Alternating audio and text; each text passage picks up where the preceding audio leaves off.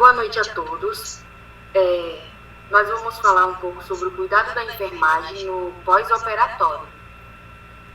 O meu grupo ele é composto por mim, Amanda, pelo Carlos Alberto, pela Cássia, a Daniela, o Diego, a Isabela, a Juliane, a Luciane, Midevânia, o Ray Anderson, a Renata, a Simone Ruilova, a Sônia e a Sueli.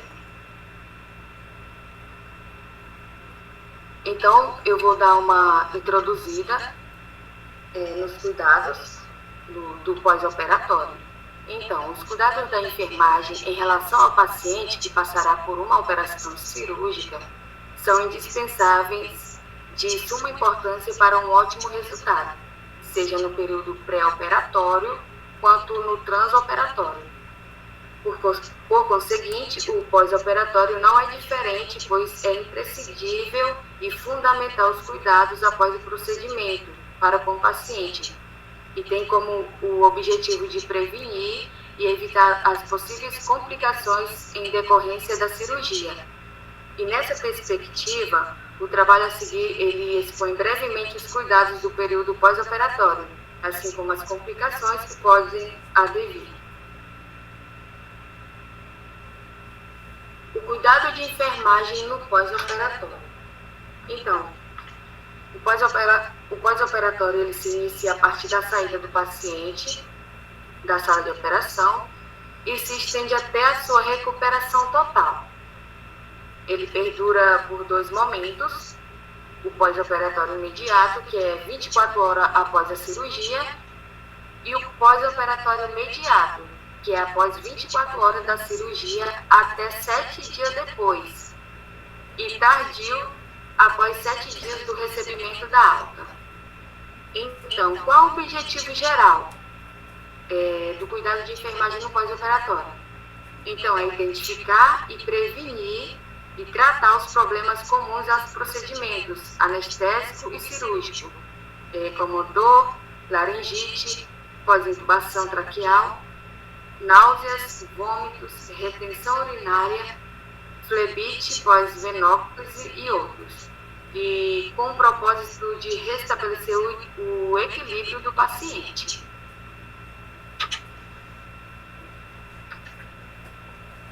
Os cuidados de enfermagem no pós-operatório imediato. Então, esse é um período considerado crítico, onde o cliente ele estará inicialmente sob o efeito da anestesia. A anestesia, ela podendo ser geral, raquianestesia, peridual ou local. E nessa circunstância, apresenta-se bastante vulnerável às complicações. Recebimento do cliente na RPA, UTI ou enfermaria. Lá, a equipe deve tranquilizar o cliente, informá-lo onde se encontra e perguntar-lhe se sente alguma anormalidade ou desconforto. Se o cliente ele estiver sonolento ou aparentemente inconsciente, não deve ser feito comentários indevidos, pois a sua audição ela pode estar presente. Deve-se ler atentamente o prontuário,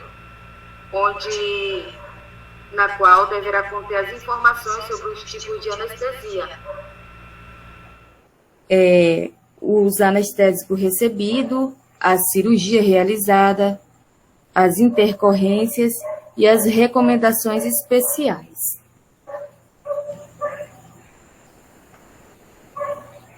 Classificação das feridas. Então, as feridas elas são classificadas como limpas, contaminadas, e as feridas na pele elas podem ser classificadas de várias maneiras, de acordo com a sua aparência e cicatrização, existência ou não de sangramento e secreções. As feridas limpas, elas possuem bordas regulares, sem inchaço e vermelhidão sem aumento de temperatura no local, e pouco ou nenhum sangramento ou secreções. As feridas contaminadas São aqueles ferimentos que entram em contato com agentes contaminantes, como a terra, saliva de qualquer animal, contato com o chão ou qualquer tipo de sujeira. Já as feridas infectantes, elas são feridas que já estão em processo de infecção, com sangramento abundante, inchaço, calor no local da ferida e surgimento de pus.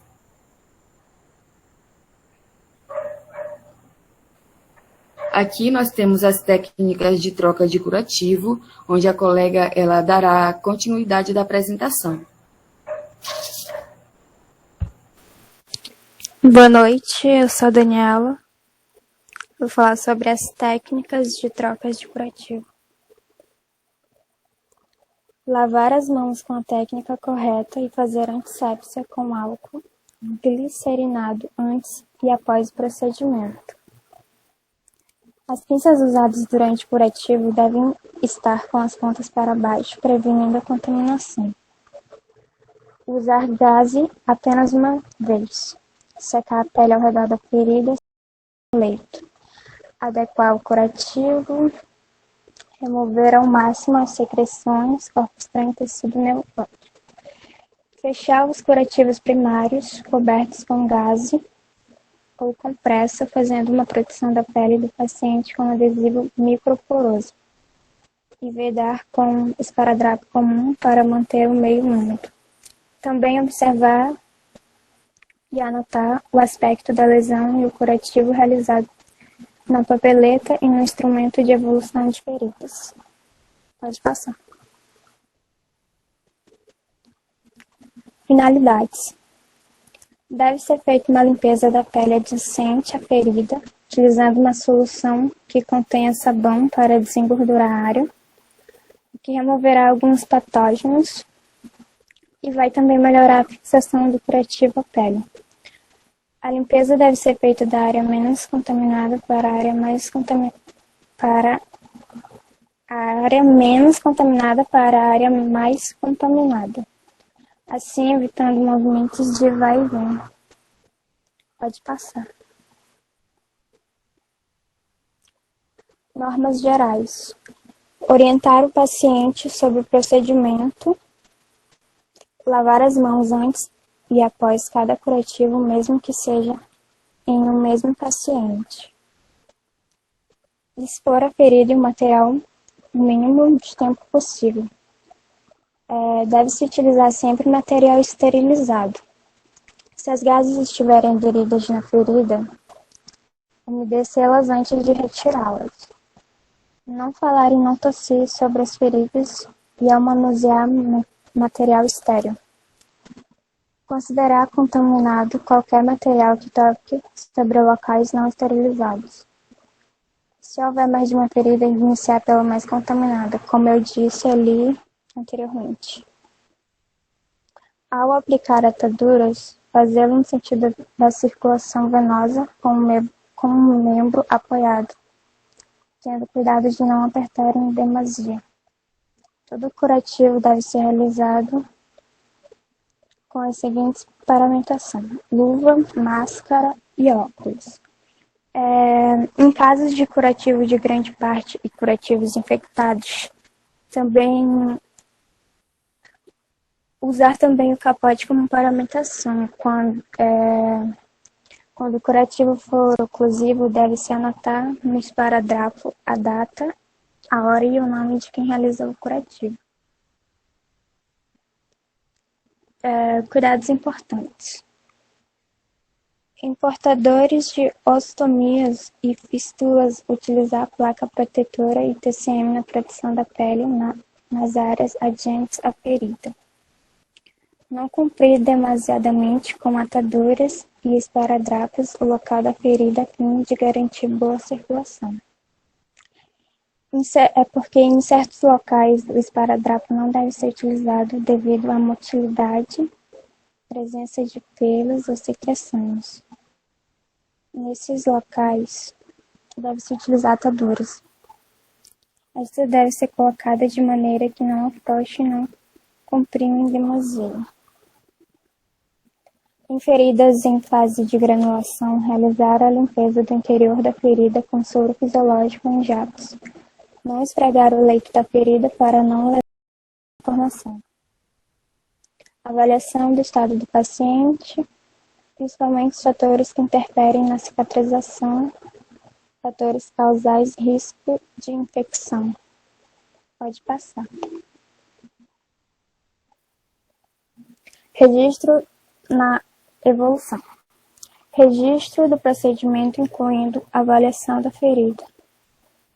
Após cada curativo, devem ser anotados no prontuário do paciente as seguintes informações sobre a lesão: localização anatômica, tamanho e profundidade, tipo de tecido, presença de secreção exudato, bordas e periusceral, presença de próstata, presença de calor, rubor, hiperemia e edema. A evolução do curativo, bem como os materiais gastos, deverão ser anotados ao término de cada curativo, assim evitando erros e esquecimento de anotações. Se caso houver mais de um curativo em um mesmo paciente, anotar as informações separadas para cada um deles, citando a localização do mesmo. O próximo aluno vai dar continuidade na apresentação.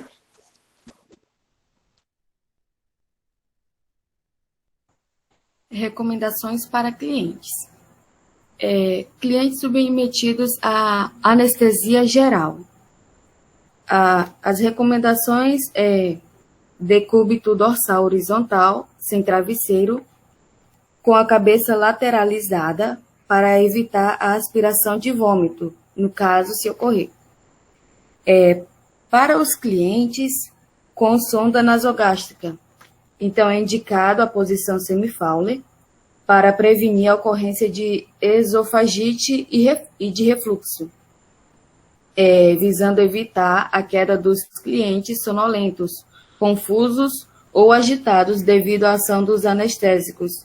E as grades da cama elas devem ser mantidas elevadas. Para clientes hipotérmicos, fechar a primeira conduta é aquecê-lo com cobertores, fechar a janela e ligar o aquecedor de ambiente e controlar a temperatura com maior frequência. É contraindicada a aplicação de bolsa de água quente, pelo risco de surgir queimaduras causadas pela diminuição da sensibilidade dolorosa. Na RPA, a primeira hora, o controle dos sinais vitais ela é realizada de 15 em 15 minutos. Se estiver regular, de 30 em 30 minutos, mantida a regularidade do quadro. O tempo de verificação do controle deve ser espaçado de 1 em 1 hora e de 2 em 2 horas, e assim por diante. Pode passar o slide. Não, volta, por favor. Desculpa.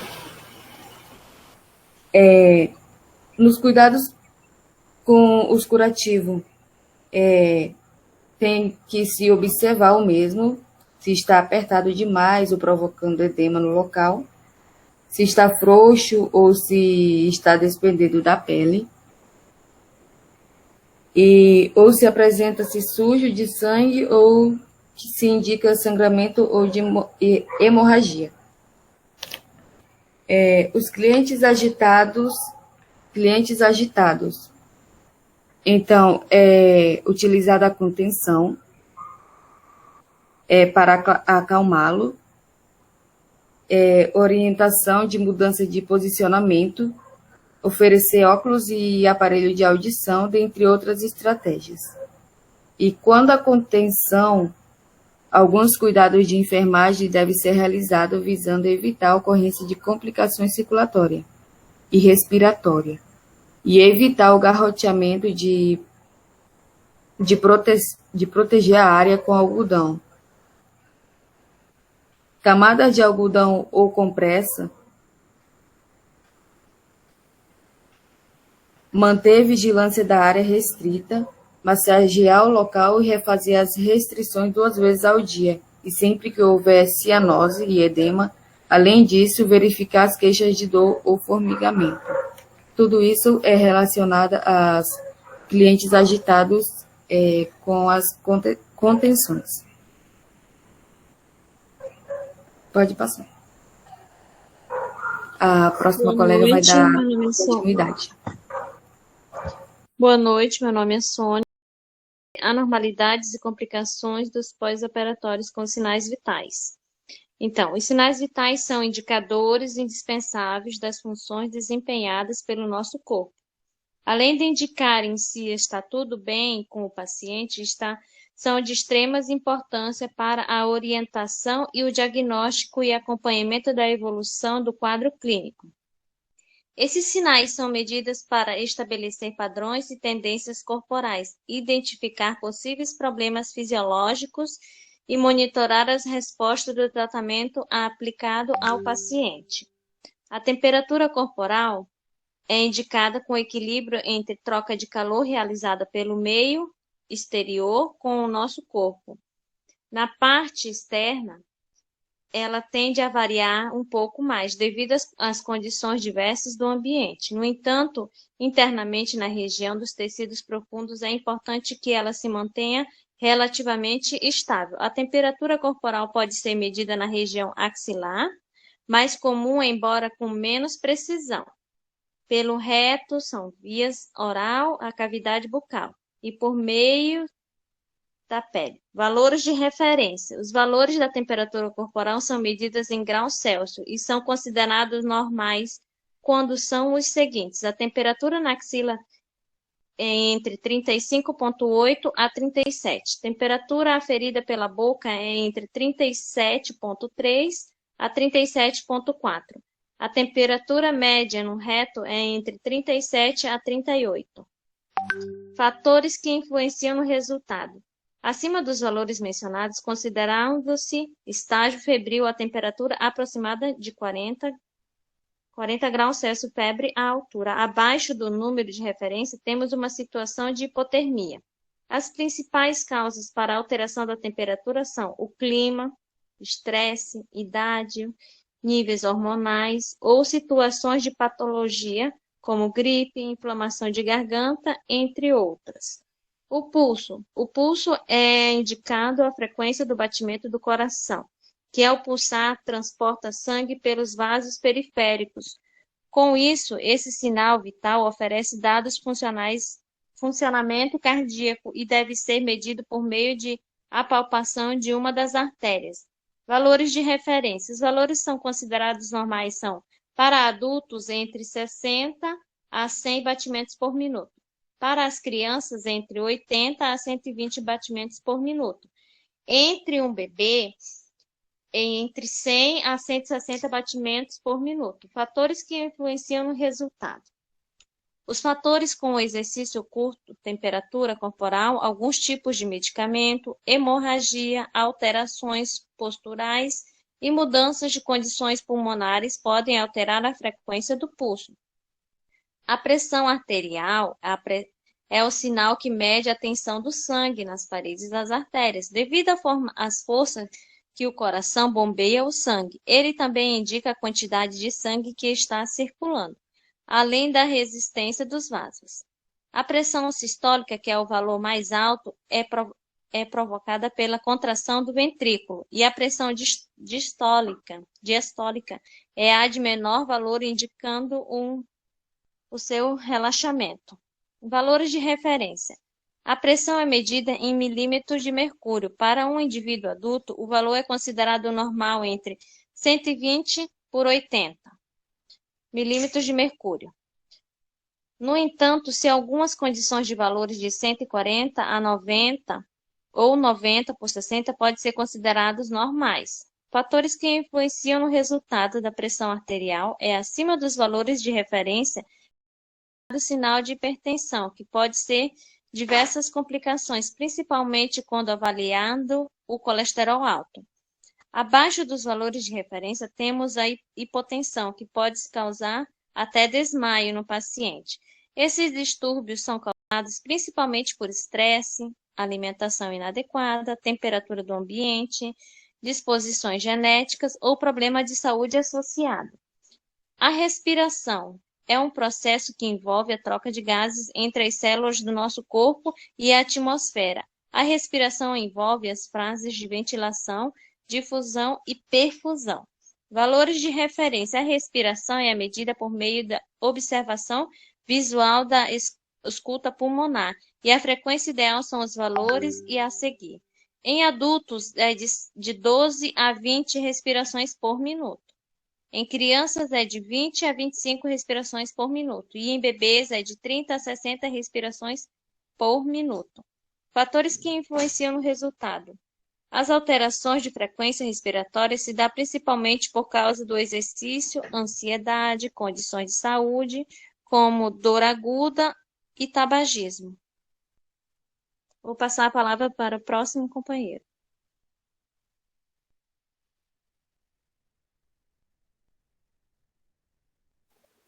Alterações neurológicas. O estado neurológico do paciente pode ser afetado pela ação do anestésico, do ato cirúrgico ou de posicionamento inadequado na mesa cirúrgica. Quando o cliente apresentar quadro de confusão mental ou agitação, deve-se pesquisar se isso não está sendo provocado pela dor que surge na medida em que a ação do anestésico vai sendo eliminada pelo organismo. A sonolência é uma característica muito frequente no cliente cirúrgico. Os soluços são espasmos intermitentes do diafragma provocados pela irritação do nervo frênico. No pós-operatório, as suas causas mais comuns são a distensão abdominal e a hipotermia. A maioria das vezes, os soluços terminam espontaneamente ou por condutas simples. Uma delas é eliminar as causas pela aspiração ou lavagem gástrica. O próximo aluno vai dar continuidade.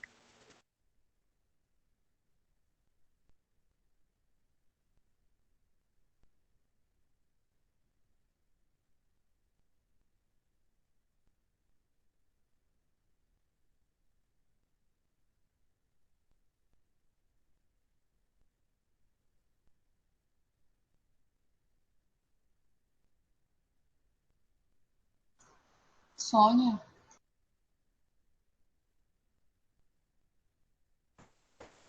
Complicações pulmonares. Os sinais e sintomas de complicações pulmonares incluem o aumento da temperatura, a agitação, a dispneia, a taquicardia, hemoptise, edema pulmonar, alteração do murmúrio vesicular, expectoração viscosa e espessa.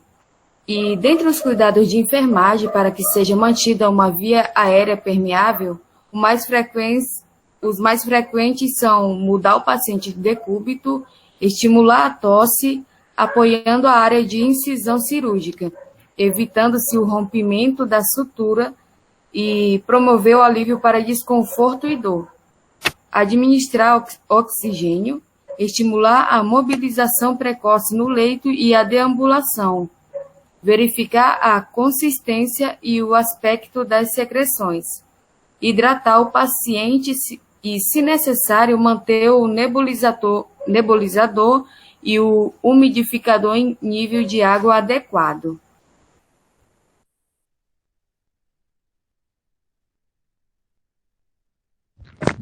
Boa noite, meu nome é Juliane. Complicações urinárias. As complicações urinárias mais comuns são a infecção urinária e a retenção urinária. A infecção urinária é geralmente causada por falhas na técnica da sondagem vesical de demora e refluxo da urina. O paciente apresenta sintomas como hipertermia, disúria e alterações nas características da urina. Na retenção de urina, as causas são inúmeras, dentre elas as cirurgias anorretais, hiperplasia prostática, e hidratação excessiva no transoperatório. O paciente deve ser medicado contra a dor, promovendo sua atividade, mudando de posição, e deve ser avaliada a presença de dobraduras e grumos nas extensões das sondas e drenos. Infecções urinárias. A infecção urinária é uma infecção muito frequente em pacientes internados em hospitais ou que recebem algum tipo de cuidado de saúde domiciliar. Tipos de sonda vesical. A sonda vesical de alívio, sonda vesical de alívio, coloca-se apenas para esvaziar a urina e depois é retirada. O catéter para esse tipo de procedimento não possui balãozinho para prendê-lo na bexiga. Ela não tem tempo hábil para disseminação e colonização de bactérias nas paredes do tubo. Consequentemente, não está tão associada à infecção urinária quanto a sonda vesical de demora. Já a sonda vesical de demora é também chamada de sonda Foley. Ela permanece na bexiga por um período indeterminado. Esse tipo de catéter possui um balão em sua extremidade que fica dentro do corpo. É um sistema fechado, cuja extremidade externa está ligado a uma bolsa coletora de urina, uma vez que toda a urina produzida pelo rins não se acumularão na bexiga. Essa estrutura deve ser preenchida com ar após a cateterização, para manter a ponta do dispositivo na bexiga, impedindo-se de sair mesmo sendo puxado. Erros na cateterização. Higienização inadequada na área genital, na hora de colocar o catéter ou na drenagem do catéter. Higienização inadequada das mãos antes de manipular o sistema de drenagem. Deixar o sistema de drenagem aberto ou com vazamento. E deixar a bolsa de drenagem no chão. A retenção urinária, depois da cirurgia, tem várias causas. Anestésicos, agentes anticoligenéticos, opioides interferem na percepção da plenitude da bexiga, assim como na vontade de urinar, pois inibem a capacidade de iniciar a micção e esvaziar completamente a bexiga. A cirurgia de abdômen, de pelve e de quadril aumenta a probabilidade de retenção secundária à dor. Além disso, alguns clientes têm dificuldade de usar comadre ou urinol na posição reclinada.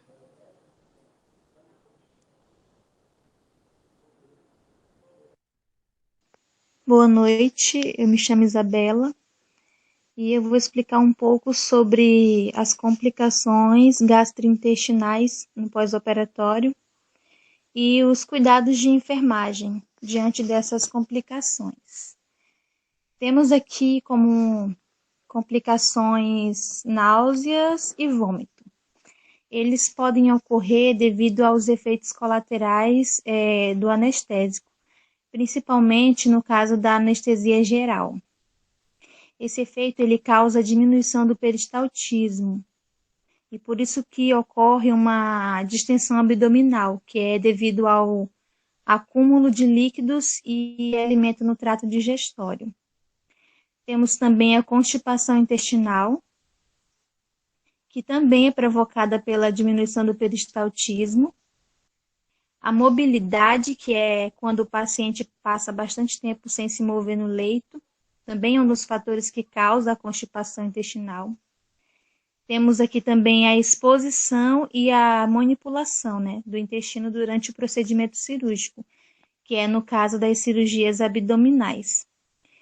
Existem esses e vários outros fatores que contribuem para a retenção de fezes que causam dor e desconforto abdominal no paciente. Aí temos também a sede. A medicação pré-anestésica chamada de atropina, ela diminui a produção de saliva. Isso é benefício porque impede que o paciente degluta a saliva, mas ela pode produzir um ressecamento da boca e da garganta, causando a sede. Perdas sanguíneas, suor excessivo e hipertermia, também hipertermia, que é o aumento da temperatura, também são causadores da sede no pós-operatório. Aí pode passar. Vou apresentar aqui os cuidados de enfermagem diante dessas complicações. No caso de náuseas e vômito, o profissional deve colocar a cabeça do paciente de lado, lateralizada, para que o paciente consiga escoar o vômito para evitar uma asfixia. Também deve ser evitada a ingestão de alimento por via oral. Também deve-se medicar o paciente com antiemético por via parenteral, mas isso tem que ser conforme a prescrição do médico.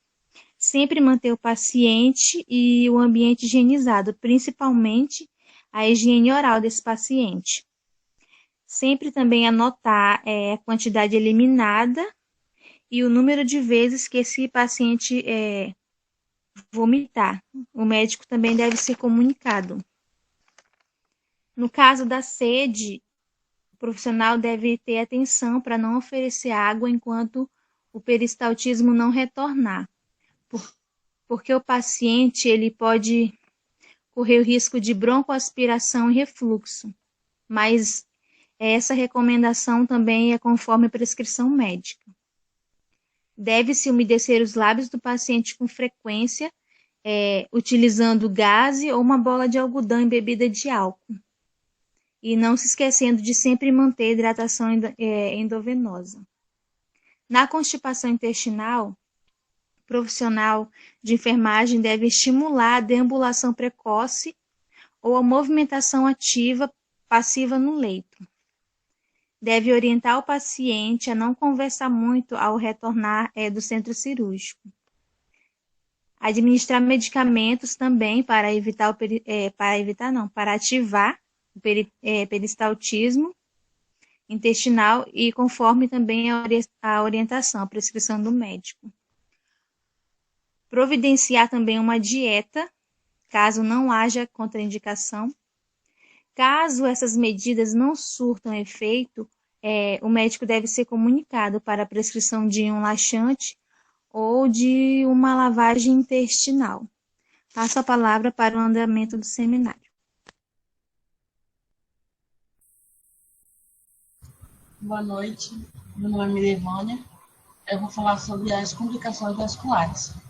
As complicações vasculares, elas podem incluir sangramento, hematoma, equimose, hematoma retroperitoneal, isquemia no membro ou síndrome compartimental, pseudoaneurisma, fístula anterior-venosa, neuropatia e infecção.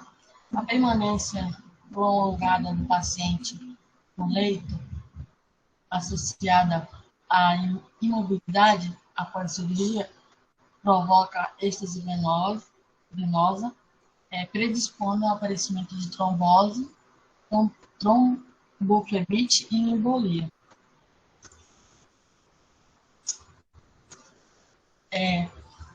A trombose, ela ocorre quando há uma formação de um coágulo sanguíneo em uma ou mais veias grandes das pernas e das coxas. Esse coágulo, ele bloqueia o fluxo de sangue e causa inchaço e dor na região. Existem vários tipos de trombose, como a trombose venosa superficial, a trombose venosa profunda, a trombose venosa renal e a trombose arterial. A tromboflebite, ela consiste numa formação de um coágulo sanguíneo no interior de uma veia, que impede o fluxo de sangue e que provoca inchaço e vermelhidão e dor no local. Existem dois tipos de flebites. Tem a superficial e tem a profunda. As ambas causam dor e inchaço. A superficial, ela pode provocar vermelhidão. Já a profunda, ela atinge veias mais distantes da superfície da pele e ocorre com mais frequências nas pernas. A embolia é um pedaço de coágulo que pode separar da veia e viajar para os pulmões.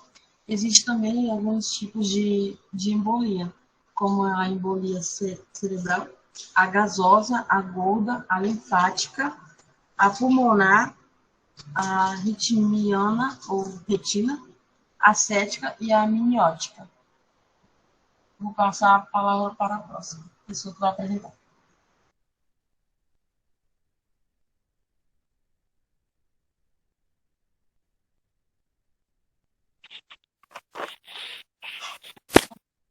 Complicações da ferida operatória. Eu vou falar da hemorragia, da infecção da ferida cirúrgica e da deiscência.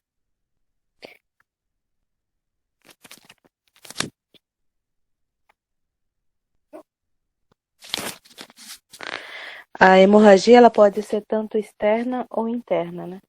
A externa quando o sangramento é visível e a interna quando o sangramento não é visível.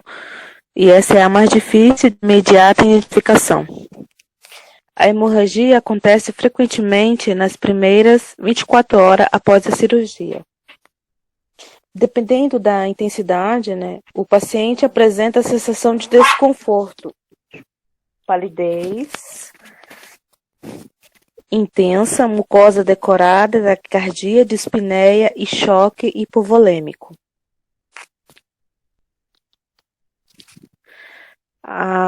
Os cuidados de enfermagem consistem em observar a presença de sangramento no curativo ou roupa de cama, observar se o cliente, quando o sangue não se vê, né?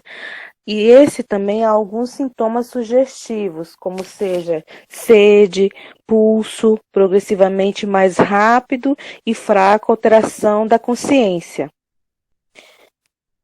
A infecção da ferida cirúrgica. A infecção da ferida operatória caracteriza pela presença de secreção purulenta que varia de clara inodora a pus espesso, com odor fedido, com presença ou não de necrose nas bordas da ferida, né? Nas bordas da ferida. O processo inflamatório ele ocorre frequentemente, se manifestam entre as 36 e 48 horas após a cirurgia, mas podem passar desapercebidos devido ao antibiótico, né? E cabe à equipe de enfermagem, né, tomar esses cuidados, né, que envolve como seja a limpeza, a proteção, controle da pele, sendo seu objetivo evitar complicações na ferida. Por isso que é importante, né, também tem a utilização adequada da utilização das técnicas assépticas, a observação dos princípios das técnicas de curativo, né, e é sempre alertar também ao paciente as complicações que deve após essa infecção, né, da cirurgia. A deiscência. A deiscência é a abertura total ou parcial da incisão cirúrgica, provocada por infecção, rompimento da sutura, distensão abdominal, assiste e estado nutricional precária do cliente, né? O tratamento da deiscência realiza-se mediante a lavagem ou irrigação do local com a solução fisiológica, podendo haver a necessidade de o cliente revisar os pontos cirúrgicos. Esse também é importante, pois também nós devemos colocar o cliente também na observação, para ele ver também como está a sua ferida, né? Também a importância, né, do valor nutricional dele, como está a alimentação, se ele está sendo, né, seguindo as medicações, seguindo as orientações da limpeza, né? Então isso também é muito importante. Agora eu passo para a minha próxima colega. Luciane, eu vou falar sobre o choque.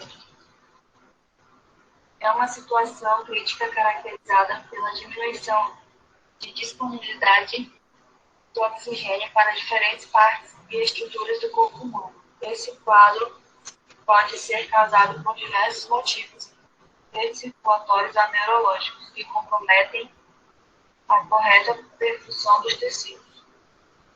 O choque pode ser classificado em 4 tipos principais, baseados tradicionalmente em seu perfil hemodinâmico: hipovolêmico, cardiogênico, obstrutivo e distributivo. O choque tem diversas causas: volume de sangue reduzido, função de bombeamento do coração inadequada ou alargamento, que é a dilatação excessiva dos vasos sanguíneos. Boa noite, eu sou a aluna Renata e vou falar um pouco sobre os drenos, cuidados necessários. Algumas cirurgias exigem a necessidade da colocação de drenos, que é para facilitar o esvaziamento de ar e de líquidos que ficam acumulados na cavidade. Além disso, o acúmulo de líquidos pode acarretar aumento da pressão local, comprometendo o fluxo sanguíneo e linfático, e comprimindo as áreas adjacentes e causar irritação e necrose tecidual. Por isso que é tão importante a colocação dos drenos. Aí, de maneira geral, os cuidados de enfermagem são manter a permeabilidade, visando garantir uma drenagem eficiente, realizar o adequado posicionamento do dreno, realizar o curativo conforme a necessidade e com material determinado. Agora, o Diego vai dar continuidade.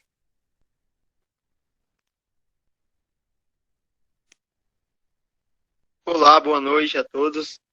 Eu vou dar continuidade à apresentação do trabalho. Eu vou falar um pouco sobre o dreno de tórax. O dreno torácico consiste num tubo que é inserido no tórax para drenagem de gases ou secreções. Ele pode ser colocado no pós-operatório de uma cirurgia torácica ou cardíaca, ou para resolver complicações de um traumatismo ou enfisema. Aqui na imagem a gente pode ver o dreno de tórax, né? Ele é um procedimento realizado pelo médico. Ele consiste na introdução de um dreno no espaço pleural ou num espaço mediastinal. O objetivo dele é remover líquido ou gases. Ele é feito por um material de plástico que possui um frasco graduado a cada 50 ml e tem a capacidade de 250 a 2.000 ml. Na imagem não está todos os componentes do dreno, né? O dreno torácico, cuidados gerais com o dreno torácico. Sempre que for manipular o dreno, lavar as mãos, secar e aplicar álcool gel 70%. Manter o selo d'água de 300 a 500 ml, de soro fisiológico 0,9%, e trocá-lo a cada 12 a 24 horas.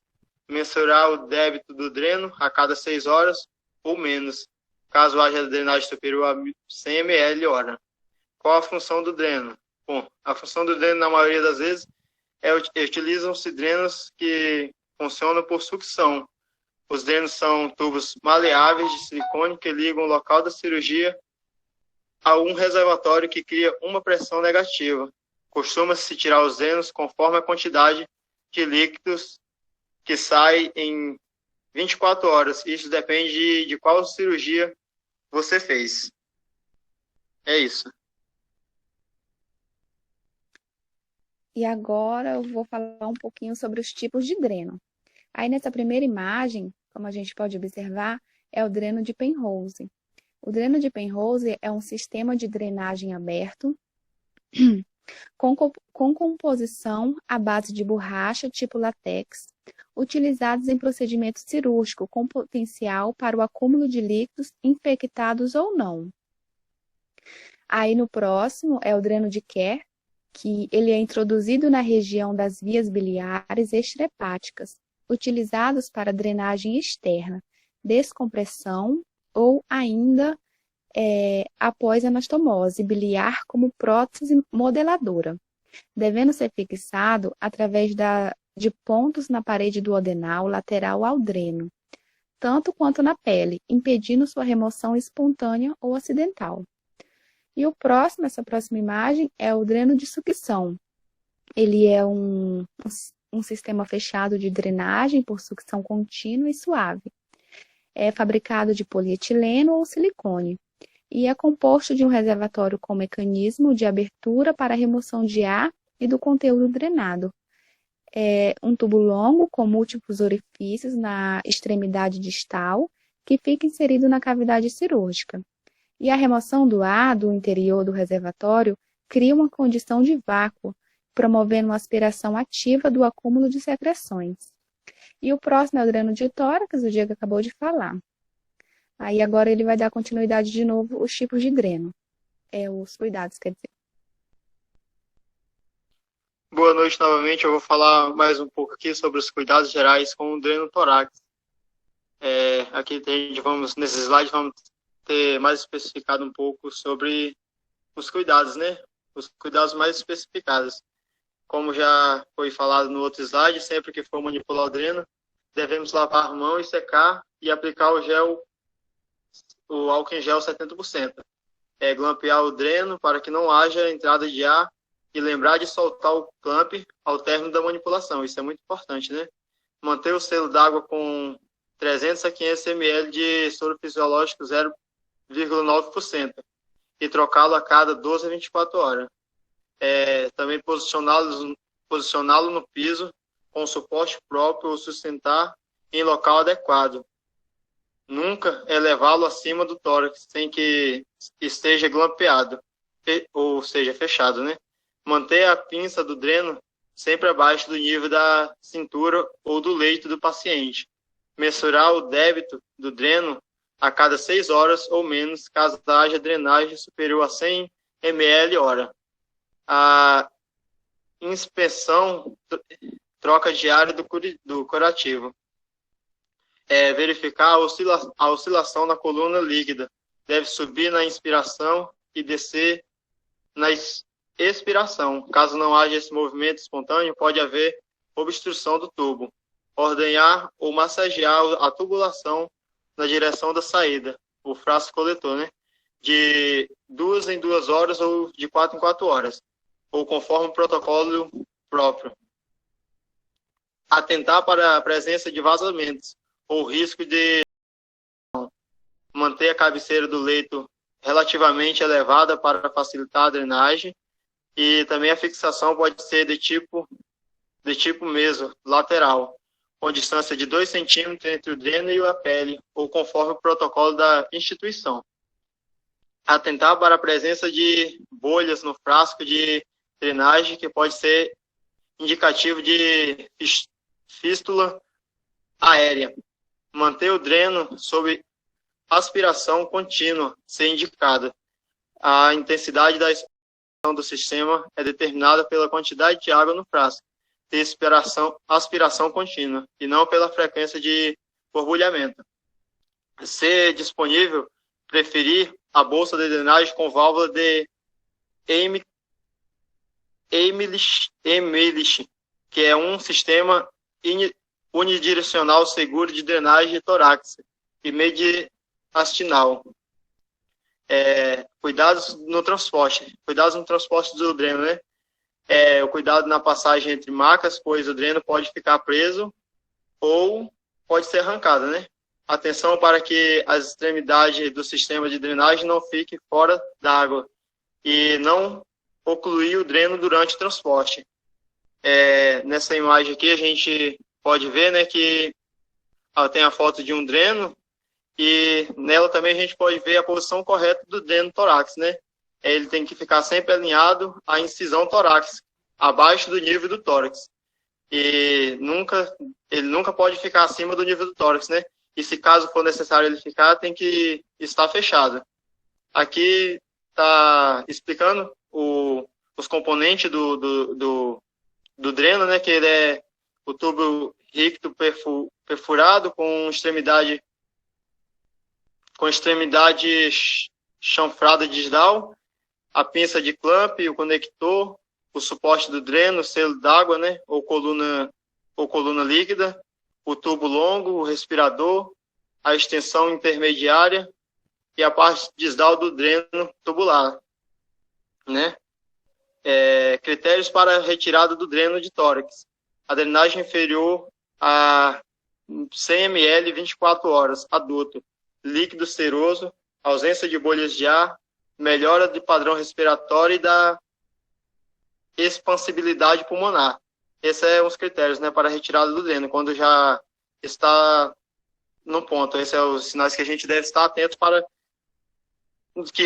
tirar o dreno do paciente. Aqui, numa imagem, tem alguns aspectos da drenagem, né, que é borbulhante, a oscilante, a terceira que é o sero hemático ou sero sanguinolento, a quarta é o hemático ou sanguinolento, o sero leitoso ou leitosos e o turvo. Boa noite a todos, meu nome é Carlos Medeiros e eu vou fazer as considerações finais. Os familiares do cliente e a alta hospitalar. A alta é um momento importante para o cliente e seus familiares, pois significa sua volta ao contexto social. É uma fase de transição que causa muita ansiedade e preocupação para todos os envolvidos. Para minimizar esses sentimentos, faz-se importante a correta orientação quanto aos cuidados a serem prestados e as formas de adaptá-los no domicílio, bem como alertar o cliente sobre o seu retorno ao serviço de saúde para avaliação da evolução. Para que os familiares efetivamente compreendam a complexibilidade dos cuidados, as técnicas de asepsias, manuseio dos curativos, grau de dependência, o uso de medicações, dentre outros, as informações devem ser passadas paulativamente. Essa estratégia evita que o momento da saída não seja conturbado por conta de um acúmulo de informações para a continuidade do bem-estar do cliente. Ao concluir essa etapa final do nosso trabalho, enfatiza-se que a experiência adquirida por meio de leituras proporcionou um grande desafio aos discentes, que poderão produzir bons frutos ao concluir o curso de técnico de enfermagem pelo Instituto IFA.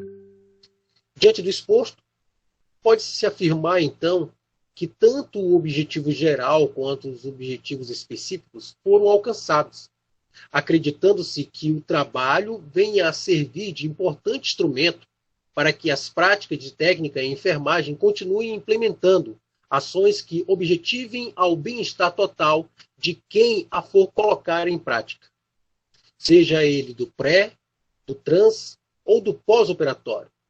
Isto posto, cumpre ainda responder algumas peculiaridades, como as técnicas que foram explanadas, cuidados de curativos cirúrgicos, técnicas e cuidados com os drenos, além de suas classificações, particularidades que, mesmo não podendo ser realizado na prática pelos nossos colegas, né, que devido à pandemia não conseguiram fazer na prática, eles puderam ter uma visão de como supostamente poderiam ser realizados.